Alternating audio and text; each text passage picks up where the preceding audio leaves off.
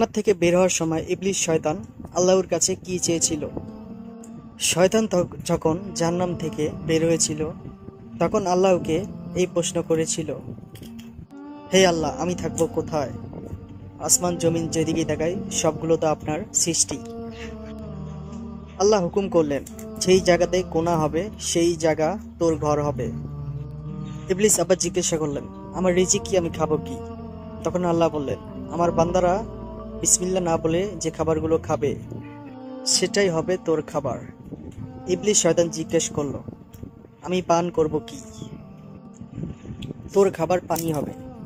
ইবলিস আবার বলল, আপনি আদম সন্তানদের কেতাব দিয়েছেন, আমার জন্য কি দেবেন? আল্লাহ আবারও বললেন, তোর জন্য রয়েছে জাদুর কেতাব। ইবলিস শয়তান শেষবারের মতন বলল এবং আল্লাহকে জিজ্ঞেস করলো, আপনি আদম সন্তানদের সিজদা? শয়তান সর্বশেষ বলল, ইয়া আল্লাহ, আপনি মানব সন্তানদের সিজদা ও দোয়া দুইটি হাদিস এবং হাতিয়ার দিয়েছেন। তখন ইবলিস বলল, আমাকে একটি হাতিয়ার দিন। তখন আল্লাহ তাআলা বলল, তোর জন্য সবচেয়ে বড় হাতিয়ার রয়েছে, নারী, যাকে দিয়ে ইমান বান্দাদেরকে তুই অন্য পথে, খারাপ পথে নিয়ে যেতে পারবি। আল্লাহ তাআলা আমাদের সবাইকে শয়তানের হাত থেকে রক্ষা করুক। সবাই বলুন আমিন।